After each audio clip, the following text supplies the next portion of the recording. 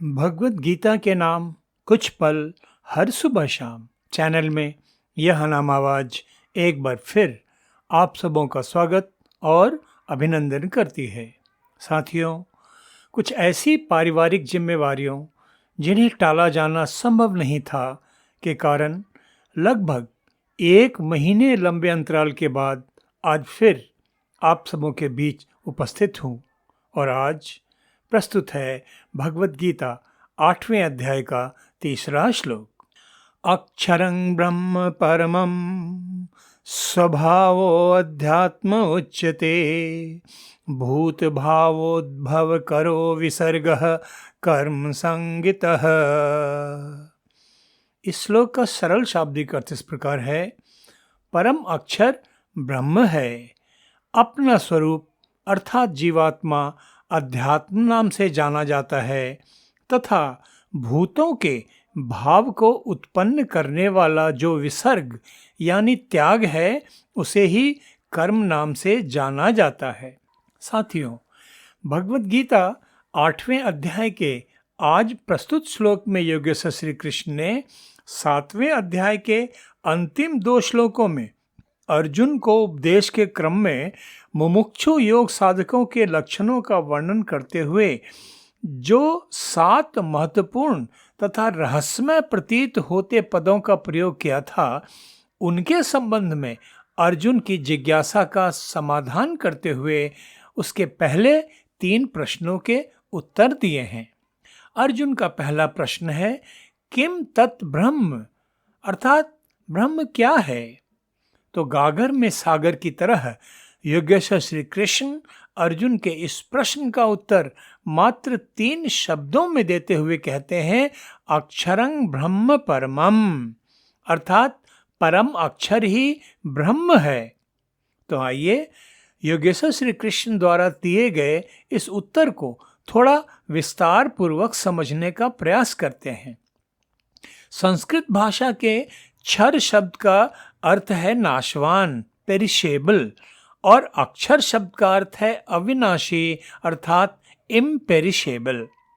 श्री कृष्ण अक्षर शब्द के साथ विशेषण के रूप में परम शब्द का प्रयोग करते हुए इसे एक विशिष्ट अर्थ प्रदान करते हैं, अर्थात सुप्रीम, एब्सोल्यूट। तो मन में सहज ही एक प्रश्न उत्पन्न होता है कि अक्षर के साथ विशेषण के रूप में परम शब्द के प्रयोग का क्या महत्व है? साथियों, भगवत गीता में प्रयुक्त हर शब्द को गंभीरता से, गहराई से समझने की आवश्यकता है, तभी इस महान सद्ग्रंथ में निहित ज्ञान को भली भांति समझकर आत्मसात किया जा सकता है। तो अक्षर शब्द का एक और अर्थ होता है नित्यता, एटर्निटी, अर्थात अविनाशत्व। वेदांत में 2 प्रकार के नित्यत्व की चर्चा की गई है। पहला परिणामी नित्यत्व तथा दूसरा कूटस्थ नित्यत्व। परिणामी नित्यत्व में नित्यता अर्थात एटर्निटी तत्व तो रहता है, किंतु वह परिवर्तनशील होता है, अर्थात नित्य होते हुए भी यह सतत परिवर्तनशील रहता है। किसी पेरेनियल नदी के उदाहरण से इस कथन को आसानी से समझा जा सकता है। ऐसी नदियां लंबे समय तक अस्तित्व में रहती हैं, किंतु इनका जल, इनका स्वरूप लगातार बदलता रहता है। और इसके विपरीत कूटस्थ नित्यत्व सदा एक ही स्वरूप में स्थित रहता है, उसमें कभी कोई परिवर्तन नहीं होता, यह स्थायी होता है। इस प्रकार ब्रह्म क्या है, इस संबंध में योगेश्वर श्री कृष्ण का संक्षिप्त उत्तर है कि इस नश्वर सतत परिवर्तनशील सृष्टि में जो परम अक्षर, परम अविनाशी, परम सच्चित आनंद सत्ता है, उसे ही ईश्वर साक्षात्कार प्राप्त ज्ञानी जन ब्रह्म के नाम से जानते हैं। साथियों, ब्रह्म संबंधी जिज्ञासा समाधान के बाद योगेश्वर श्री कृष्ण अर्जुन के दूसरे प्रश्न अध्यात्म क्या है का उत्तर देते हुए कहते हैं, स्वभावो अध्यात्म उच्यते, अर्थात अपना स्वरूप यानी जीवात्मा ही अध्यात्म के नाम से जानी जाती है। अब अध्यात्म शब्द का विश्लेषण करें तो इसमें दो शब्द निहित हैं, अधि तथा आत्म। अधि शब्द का अर्थ है संबंधित, परटेनिंग टू, तथा आत्म शब्द का अर्थ है मैं, जिसे अंग्रेजी भाषा में कहते हैं आई। इस प्रकार विश्लेषण करने पर अध्यात्म शब्द का अर्थ निकल कर आता है मैं, यानी जीवात्मा से संबंधित। तो श्री कृष्ण उत्तर देते हुए कहते हैं स्वभावः अध्यात्म उच्यते, अर्थात प्रत्येक मनुष्य में निहित स्वयं का भाव, उसकी निजी प्रकृति अध्यात्म है।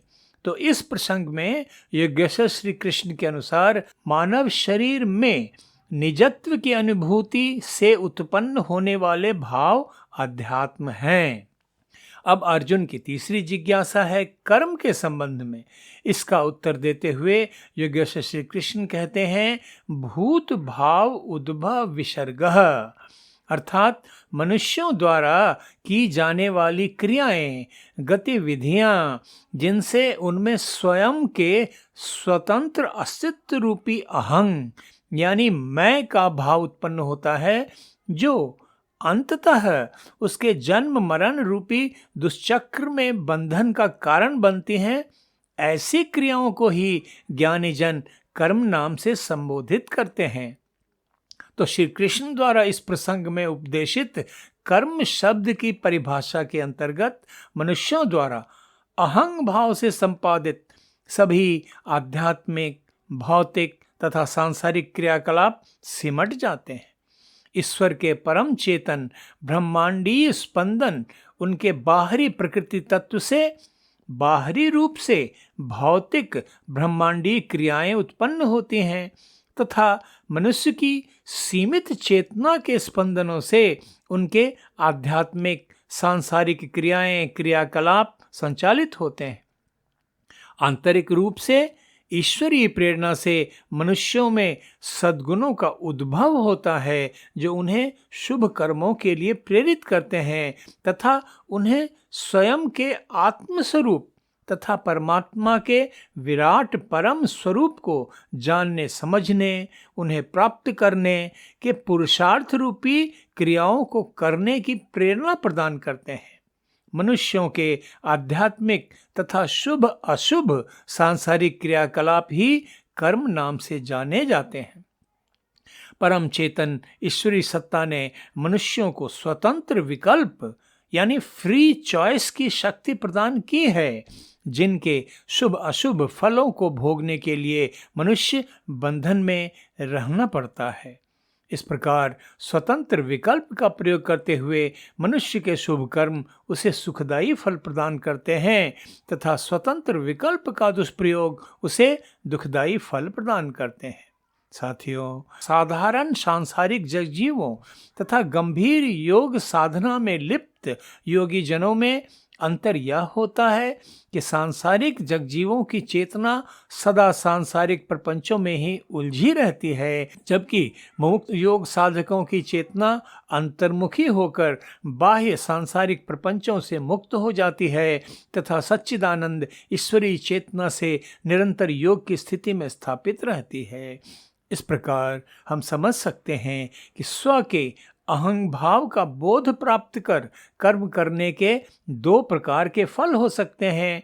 पहला यह कि मनुष्य अहंग भाव में लिप्त होकर अपनी चेतना को सांसारिक फल देने वाले कर्मों में उलझाए रखे, जिसके फलस्वरूप वह इस नश्वर संसार में अपने कर्म फल के अनुरूप विभिन्न योनियों में बारंबार जन्म लेकर अनगिनत जन्म मरण के दुष्चक्र में फंसे रहने का दुख भोगे, अथवा योग साधना द्वारा कर्मों के कर्तापन के अहंग भाव से मुक्त होकर जीवन शुभ कर्मों में व्यतीत करते हुए आध्यात्मिक उन्नति की ओर अग्रसर हो तथा मोक्ष प्राप्त कर बारंबार जन्म मृत्यु के दुष्चक्र से मुक्त होकर सच्चिदानंद परमात्मा में अनंत काल तक विश्राम करे।